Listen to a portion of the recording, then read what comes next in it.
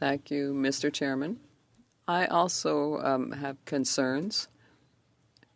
I've heard from my farmers and processors on the new reality of cloned meats, the fact that the government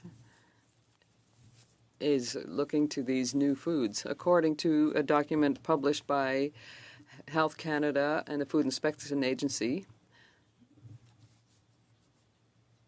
they will exclude cloned animals from the list of new foods. What I understand, for example, if I buy smoked pork, but I don't know if the pork that I'm buying is traditional pork or cloned pork. Can the CFIA tell me if this is truly the case? I can only speak to what is under the mandate of the Canadian Food Inspection Agency, but would recommend the committee speak with Health Canada to be able to respond to the member's question. Health Canada and the CFIA have issued a press release, a joint press release, and Health Canada is accepting the meat, but the labeling is really the responsibility of the Canadian Food Inspection Agency. And by excluding cloned pork or cloned meat as a new food, it doesn't have to be labeled. Do you find that normal? Because, I wonder, have you received any complaints in that regard? Because currently it's impossible for a consumer to know if this Canadian meat is coming from a traditional animal or a cloned one. I can speak to the roles and responsibilities. Health Canada does set the requirements for this type of issue, and CFIA is responsible for enforcement and compliance. And I would offer that we could provide information in writing on whether any complaints have been received in this matter. My next question will be for Ms. Mailloux. If you receive complaints from consumers from Quebec and Canada, that means that they are not able to know if the pork that they've chosen to eat is cloned or traditional or organic. Do you find that would be a complaint that would be valid to you? Well, Mr. Gould, you're getting me out of my comfort zone, I'll tell you that, but under the legislative framework that's been established for the Ombudsman, what I hear is something that appears to me an Ombudsman who would have that jurisdiction would be able to study or review. It happens to us to review complaints where people say that there's confusion. For example, with some regulations, the city's doing this, but they're saying that. And that's the kind of thing that we look at. But there's not much that we wouldn't study except for decisions taken by elected members of the City of Montreal. So, question. So you're saying that confusion with the labeling to know as to whether the meat is cloning or natural, it could be a complaint that you would undertake or you would accept.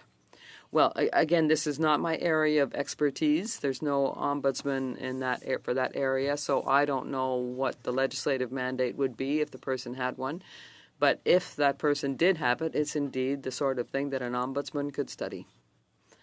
Mr. Barber, would you like to add anything to that as ombudsman on the same issue?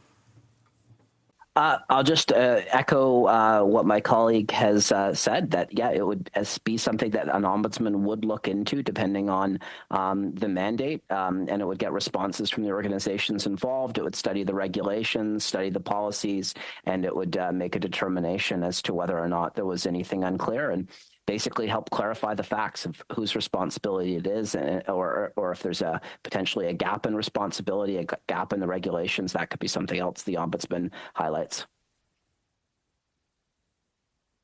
Merci à tous les témoins. Thank you to all of the witnesses. That's all for me, Mr. Chairman. Thank you very much, Mr. Chairman. And I'm coming back to the CFIA and labeling again. The previous witness talked about seeds and new processes, and we think it should be labeled because people want to know what they're buying, and producers want to know what they're buying too, and organic producers want to be able to certify their production. So it's the same thing for cloned meats. And now you've decided to authorize this thing, and it seems to me that it's failing some of your responsibilities in terms of transparency. There are a lot of people on the ground who came to say to us that there's a lack of transparency there. What would you answer to that?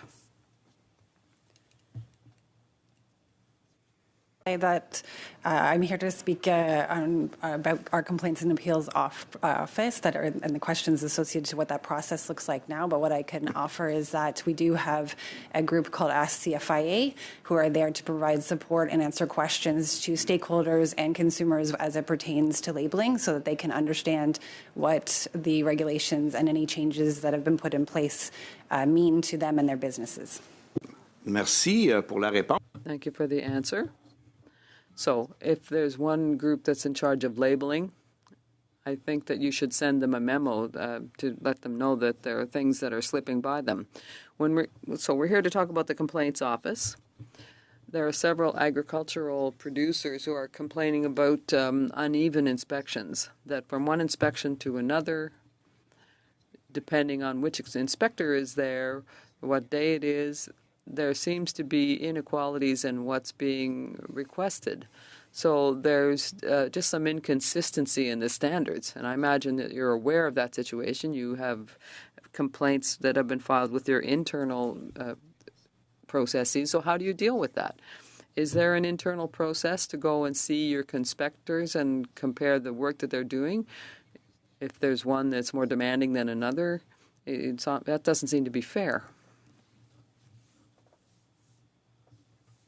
We do have what we call the Inspector General's Office.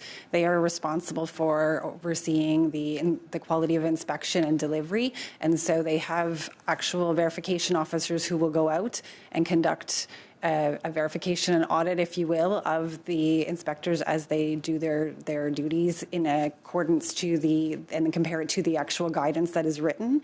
I can confirm inspectors are to follow the same 4 steps for their inspections. So they prepare for the inspection, they conduct the inspection, they communicate the results, and they conduct follow-up to ensure that any corrective measures have been taken. However, because of the wide variety of products that we inspect, whether it be food, plant, or animal, there are sometimes differences in the information that is asked for in order to be able to verify compliance.